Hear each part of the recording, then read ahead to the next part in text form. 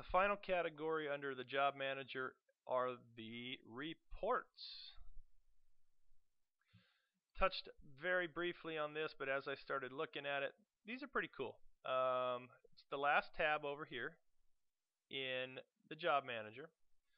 You've got the job card, just a PDF that gets pulled up. This could be something that's printed out. This could be something that is put into the job folder for the let's say it's all scheduled by Charles and he puts that in there for the job supervisor. And it's got the homeowner information, the phone numbers, the contract dates, the contract amount, the payment schedule, all that stuff. Okay. It also gives a tentative schedule date. So he schedules everything, and also the job selections. That's pretty neat. So you've got two pieces of paper here that have all the information on the job. This is called the job card. Next, you have a job schedule. The job schedule was also on the job card, but this is just a one job schedule. It doesn't have all the financial information that the job card does. We've got the list of work orders. I think the only ones that were assigned were to me. And these are the work order details. Shows you the job phase, date completed, the date promised, who it was assigned to. We have a customer startup report. Now it says no data to present. That is because at this point, this integrates with our pool startup company. And my pool startup company on this project is going to be Will with Agua Azul.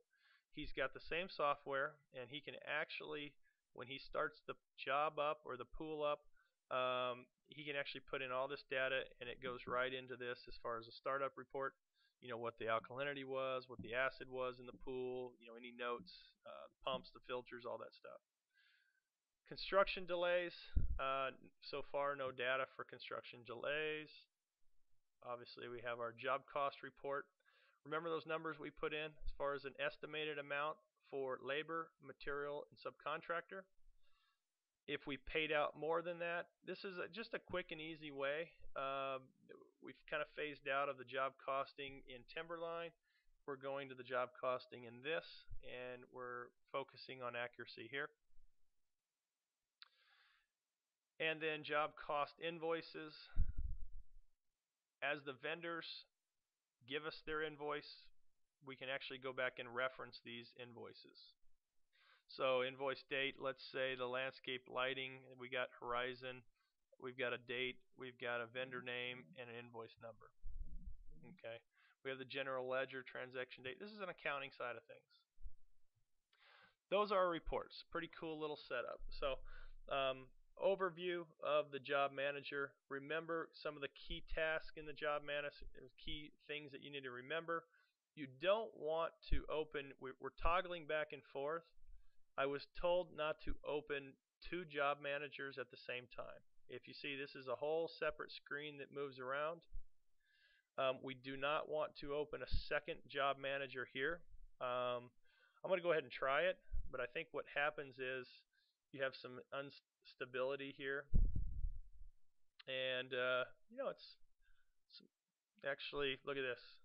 So Nancy Hughes, it's contract $100,000.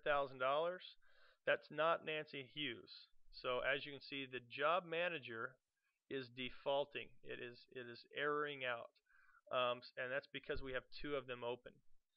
Remember my contract, it says here, I'm the one that had the $100,000 contract and the KIBAB, all that good stuff.